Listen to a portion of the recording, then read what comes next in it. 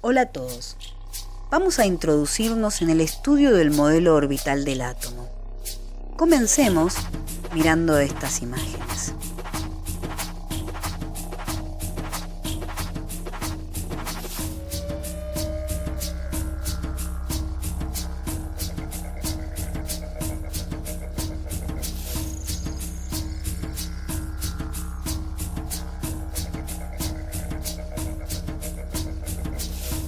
We are the stars which sing. We sing with our light. We are the birds of fire. Los científicos afirman y confirman que toda la materia, es decir, todos los cuerpos que existen en el universo, están formados de átomos y que se conocen alrededor de 100 clases de estos átomos. Y que de estas 100 clases, los que se observan destacados en rojo son los bloques de construcción prioritarios de toda la materia viva o derivada de ella. Con lo cual, con una pequeña variedad combinada de átomos, se obtiene la abrumante diversidad que podemos observar a nuestro alrededor. La gran pregunta es, ¿qué son estos átomos? ¿De qué están hechos? ¿Cómo funcionan? Para responder estos interrogantes es que los científicos crean modelos que surgen de sus hipótesis, investigaciones y descubrimientos y que a lo largo de la historia van corrigiendo, ratificando o rectificando. ¿Qué es un modelo atómico? Es la representación gráfica o simbólica del átomo que describe sus componentes y la manera en cómo se comportan y organizan, es decir, su estructura y funcionamiento. El modelo actual del átomo tiene una historia de aportes que ubica su inicio en el siglo V a.C., en el que los filósofos griegos, Leucipo y Demócrito, desarrollan la idea de átomo, que significa indivisible. La teoría atomista de Demócrito y Leucipo se puede esquematizar en 3 postulados. Los átomos son eternos, indivisibles, homogéneos, indestructibles e invisibles. Los átomos se diferencian solo en forma y tamaño, pero no por cualidades internas. Las propiedades de la materia varían según el agrupamiento de los átomos. El siguiente aporte lo ubicamos en el año 1805, donde el científico británico John Dalton explicó leyes hasta entonces desconocidas, consideradas luego la teoría atómica moderna. Y describió a los átomos como esferas compactas de tamaños y masas diferentes. En su teoría, Dalton propuso también 3 postulados. Los elementos están formados por partículas llamadas átomos que son indestructibles e indivisibles. Todos los átomos de un mismo elemento son iguales y tienen el mismo peso. Los átomos de diferentes elementos, además de ser diferentes, tienen pesos diferentes. Los átomos se unen en relación sencilla para formar compuestos.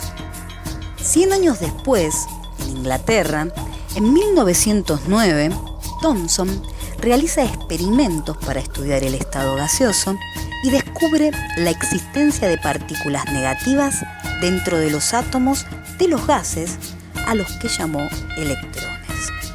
Este descubrimiento fue revolucionario.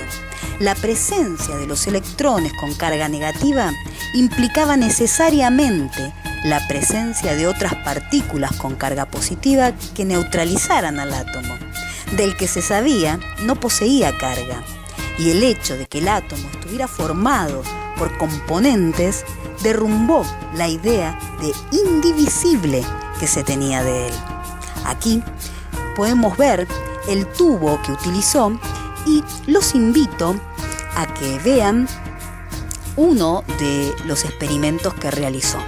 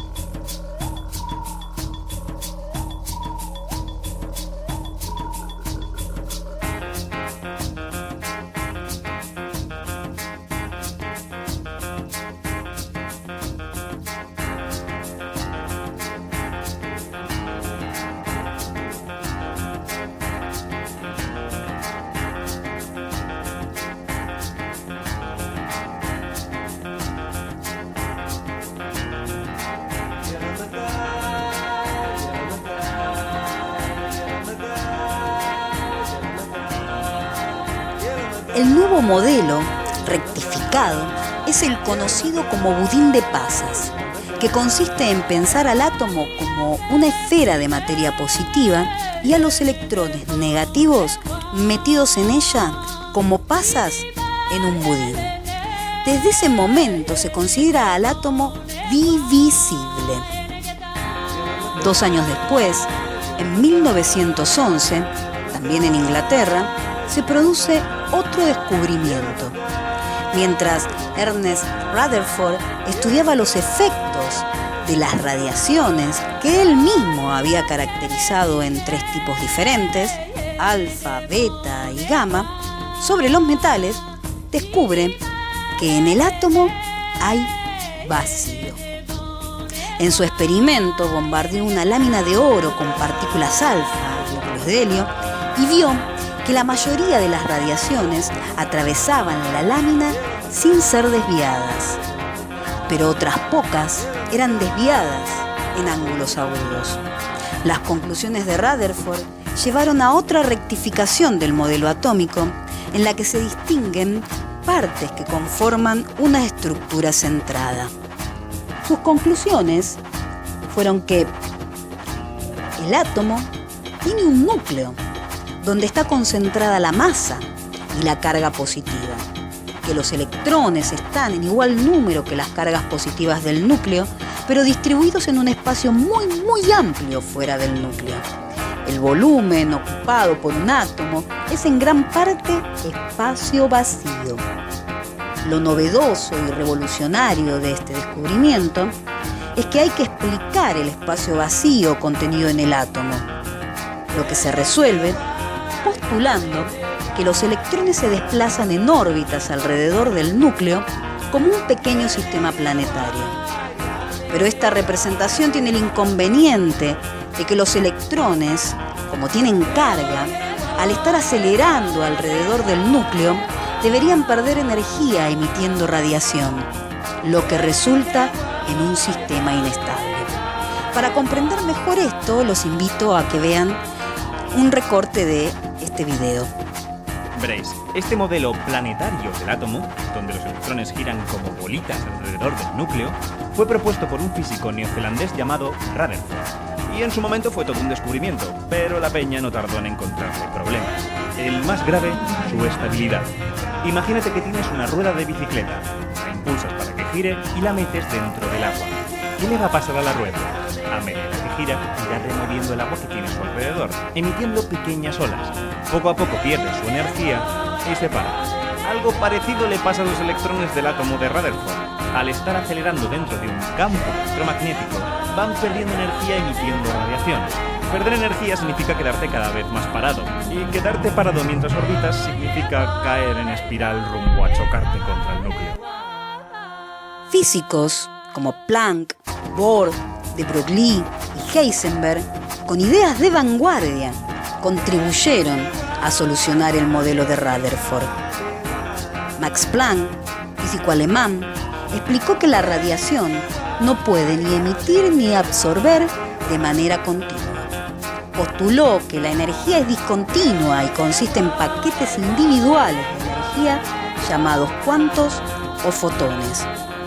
Con esta idea y experimentos con el átomo de hidrógeno, en 1913 Niels Bohr postula que el movimiento del electrón está restringido a un número discreto de órbitas circulares, con el núcleo en el centro, y manteniendo la idea de sistema planetario de Rutherford, propone el concepto de cuantización de la energía de los electrones.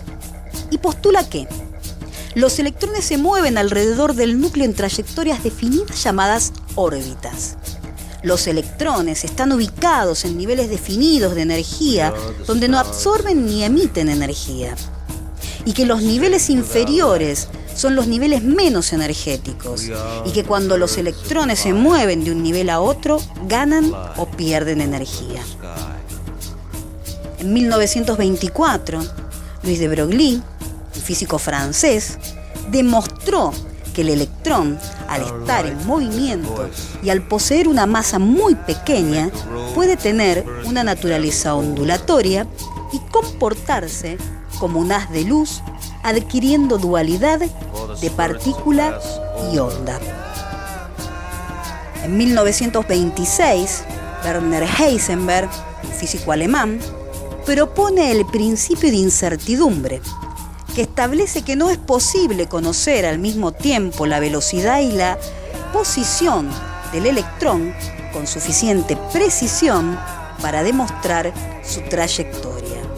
Es decir, no puede determinarse su recorrido. Todos estos aportes dan lugar al modelo orbital del átomo, que consiste en la formulación de una ecuación que describe con números a los electrones dentro del átomo. Esto sucede en 1927, cuando Erwin Rödinger desarrolla un modelo matemático conocido como función de onda, del que hablaremos en el próximo encuentro. Disculpe, por favor. Debido a la naturaleza real de cualquier principio de mecánica cuántica, si cada punto es el centro del universo y la infinidad llena cada uno de esos puntos, entonces la suma 2 más 2 son igual al infinito.